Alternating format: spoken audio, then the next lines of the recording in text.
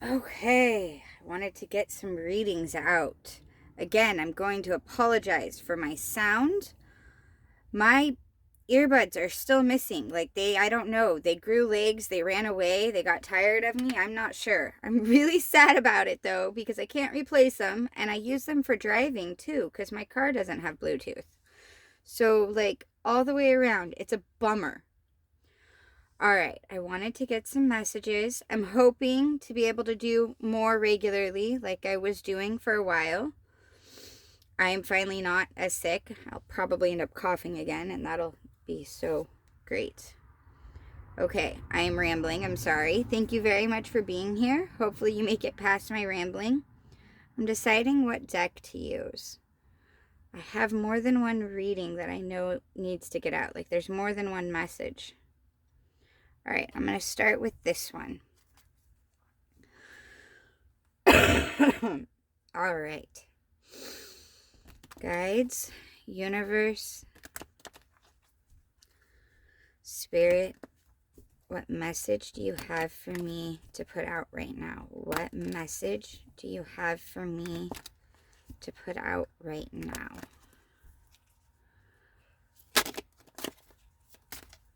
What? Ooh, Hermit. We're sitting and rest. It's not just resting though, it's taking thought. This is Chariot. It didn't flip over, but it fell. Hermit and Chariot. Interesting. Oh, Ace of Cups. Kind of like this. Five of Swords. Okay. Okay, I want to show you this card. It makes me laugh because if you look, these are swords, which it's Five of Swords, so it makes sense. But every time I just glance at it, usually I see them as shotguns. So to me, it's just funny. And there is a fifth one right here. There's these ones, and then the fifth one's right here. It's hard to see, but it's there. I just always see it as barrels instead of as swords. I don't know. This is like I've known that they are swords, but it's the first time I've actually seen them as swords. So that's interesting.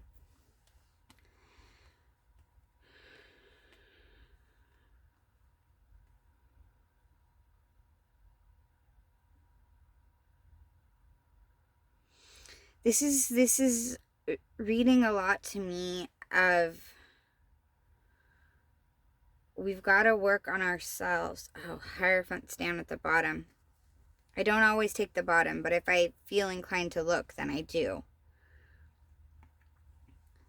But this is like taking a time out inside, like taking your time to look inside, to work on yourself, to think about the things that's going on in your life, and just to think about yourself. Hold on one second.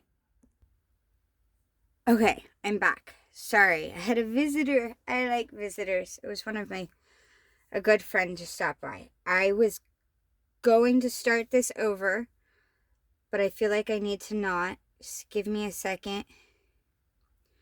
And we were talking about Hermit, and we were discussing working on our inside and working on ourselves. If you notice, on this one of the Hermit, he's sitting here and he's holding this lamp. But it also is like the light is coming from inside. If you really, I don't know how well you can see, but it's more, I know that the light is supposed to be in the lamp, but it also looks as though it's coming from within him. Because this is the time that you're working on yourself. And if you're working on your inside, it helps bring things from the outside in. And actually, this feels very much like a time where I need to share a message that I keep getting for myself. And I feel like I need to be sharing it with other people. And I keep not, because I don't know the best time to bring it out. But there's this aspect of, if you don't love yourself first, if you don't not just love yourself, you have to lead with love.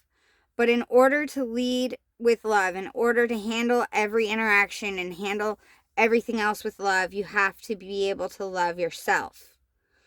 Because you have to give the love that you want Give yourself the love that you want to receive, and give yourself the love that you want to give to other people, and that you do. Because a lot of us are very good at making sure we're there to take care of our friends, our family, our loved ones, our kids. We're there, we're good at that, but we're not actually giving ourselves that love. And I think we're all being asked to give ourselves that love, so that way love will come in to us. Because the more we pour out from our empty cup, we're hoping someone will pour into us. We keep being like, well, we want someone to pour into us, or I'm going to stop pouring into other people until they pour into us. But because we're not pouring into ourselves, we're not going to get somebody, other people aren't going to be pouring into us. We have to start pouring into ourselves in order for us to get people to pour into us. And we have to lead with love. We have to go into every situation knowing that we could cut a person off, knowing that we'd walk away, knowing, like, we know what we're capable of. We know our deepest and our darkest parts, but we also know how to love, and we start off with love. Go into the situation starting off with love. And start with that before going to the other things. 9 of Swords.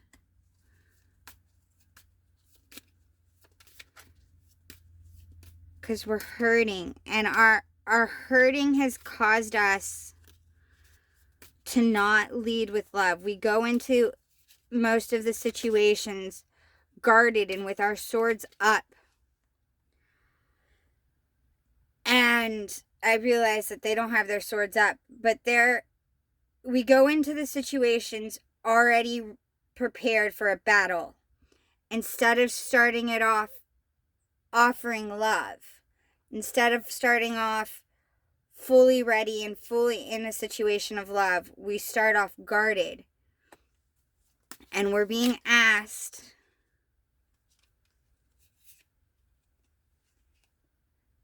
Two of Pentacles just came out. It's a balance. Lead in that situation. Lead first with love. Know that you can cut off. You can walk. You can put your barriers up. You are in control. But because you are in control, that gives you the permission to lead with love. 2 of Cups was at the split. It showed itself to me, so I wanted to share it. But I'm still going like this. Still seeing if there's more that want to come out. 10 of Swords. I like this. Okay, sounds bad to say I love the 10 of Swords. But especially as it's come after this one, it's almost, I cannot explain how much I actually really, really love these 3 that came out just in the order that they came out. Especially with that 2 of Cups being shown at the split there. To me, this is very, very beautiful. So you have 9 of Swords. You're hurting and you're in pain and you're in your head. If you notice, it's in your head.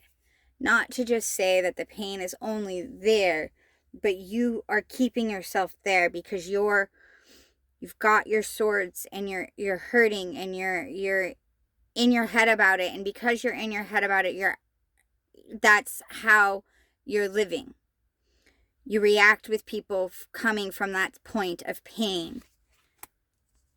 Now, I know 2 of Pentacles is more about balancing work, life, and all of that traditionally, but I tend to go with intuition. And on this one, this is learning to balancing the pain and balancing your emotions and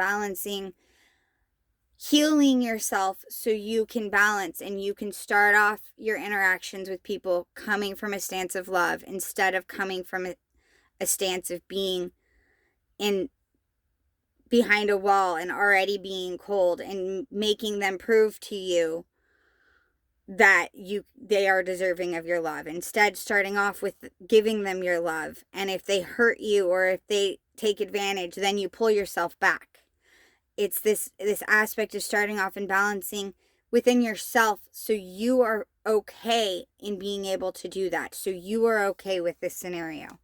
And when you get yourself okay, and you've learned to balance your emotions and your all of this, and you've gotten to a point of being able to balance and being able to stand in your own power scenario and hold your pain that's here, hold it, but also hold your love and know what you're capable of, and being in your strength in this situation, and balancing the logic of, well, if I don't let them get in, then they can't hurt me. Balancing that, because that makes sense. It's a great defense. I understand it.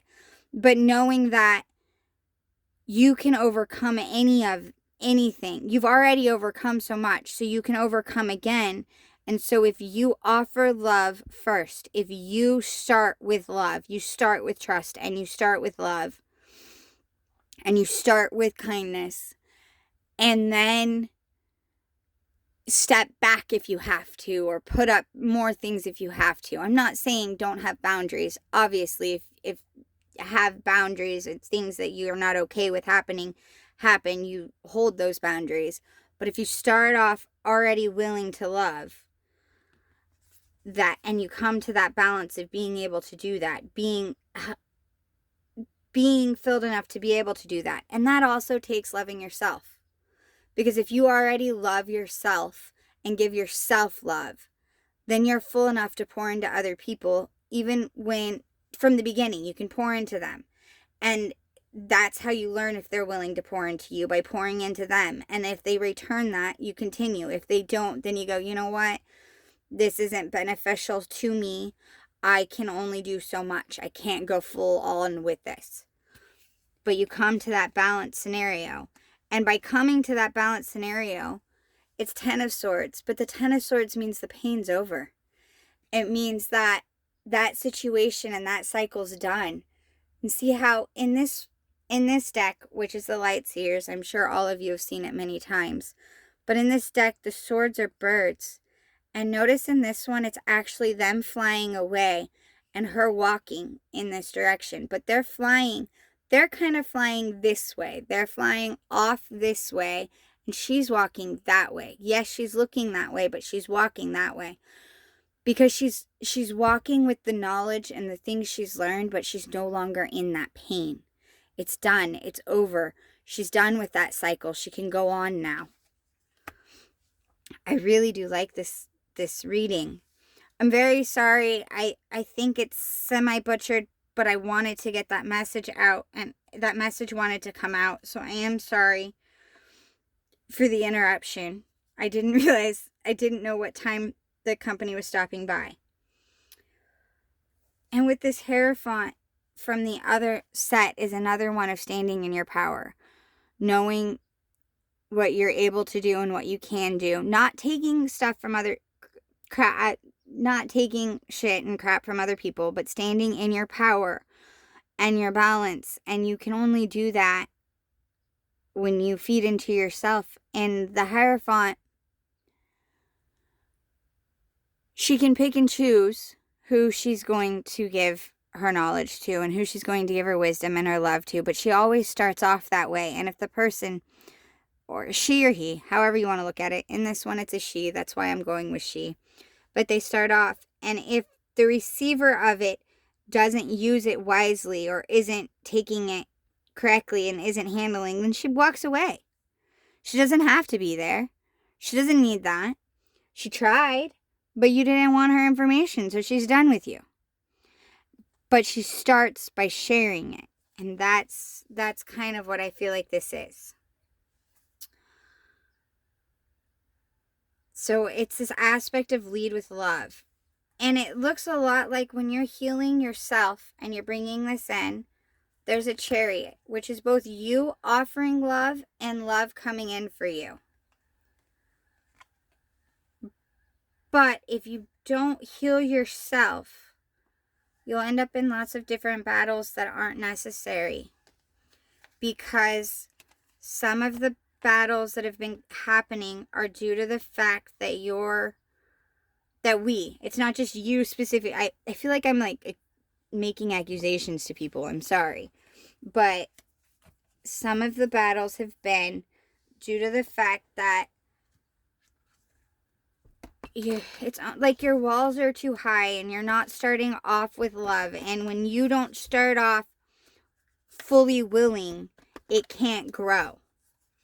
If you're not ready from the beginning to be full in already, and I understand the arguments for why people aren't jumping in all the way. They're like, well, I've been hurt, and if I just jump all the way in, I'll get hurt.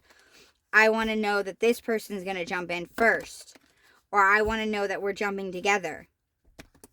But that's the thing, is you need to get to where you can jump in. And I know Two of Pentacles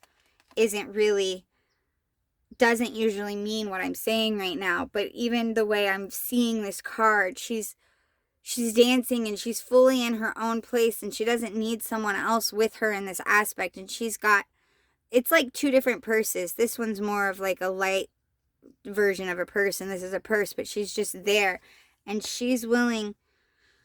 She's doing it on her own, and she's able to balance that on her own. And it's this aspect that keeps coming in, is if you can jump in, not holding up an expectation, but if you go, you know what, I like you, and I'm going to assume with a person, but it could be work too, but it's this aspect of, I'm going to go in, I'm going to start off with my all in this already.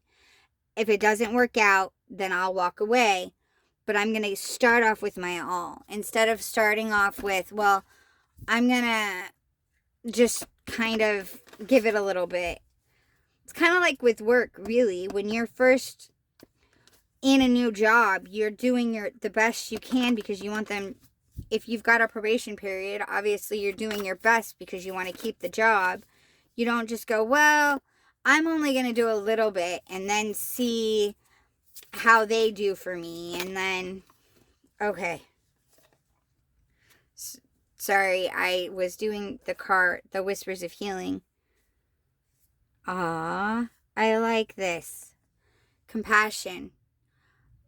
As I do this, I want to say these cards have very detailed meaning. The guidebook that came with it is very detailed. And hidden blessings. Actually, you know what? I don't do this often, but I'm going to read these two. But I have videos for all of the cards already. I have a playlist for them, so you can do that. You could just go to that, which is why I don't usually read it, but I want to right now. I feel like I need to. So for this one, we got compassion, and we got hidden blessings. So it's number 2 and number 26. Hold on here.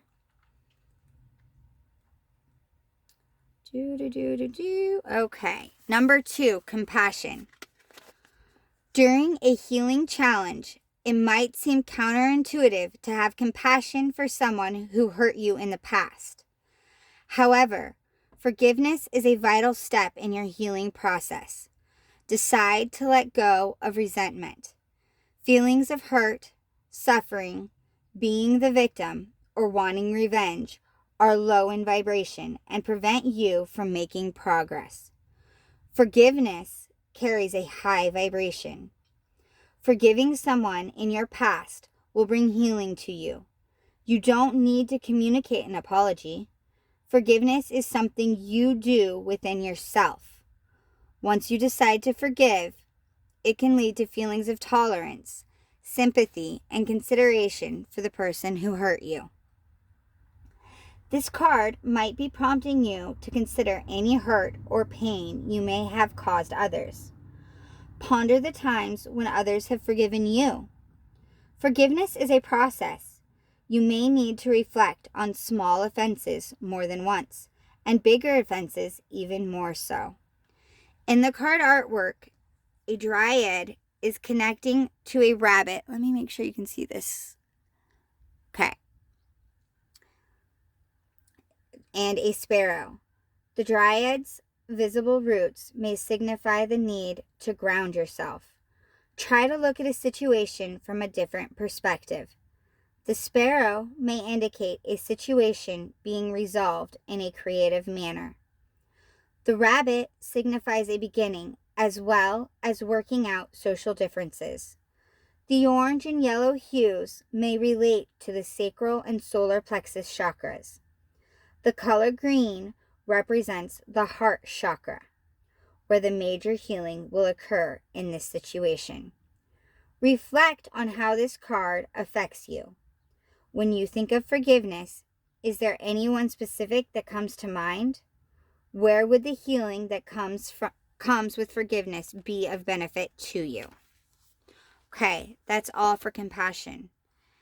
And I think that aspect of healing yourself is very similar to like the Hermit, and even to getting out of the Nine of Swords so you can move on to the Ten of Swords. Having compassion not only for yourself but for others. And it takes compassion to lead with love, to start the situation in a stance of love and caring and that before you even know if you're going to get it back, but to start that way.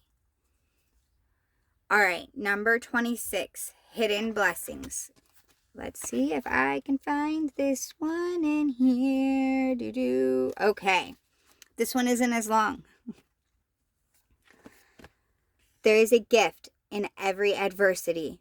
Your love, intentions, prayers, good wishes, and realizations are held in the consciousness of the universe. This energy circulates around you and may act as a source of comfort to you. Additionally, it may show up as nourishment, wisdom, and teachings. You may draw on this energy whenever you are in need. This card brings the important reminder that you are not alone. Whether you need encouragement, support, or wisdom, you can draw on the teachings of others.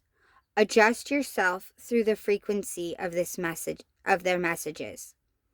The greatest blessings are the ones that are hidden within you. Your love and your heart will continue to grow until you attain happiness, healing, love, and enlightenment. This card expresses peace, calm, and trust through the color blue. This signifies a friend showing up in a time of need.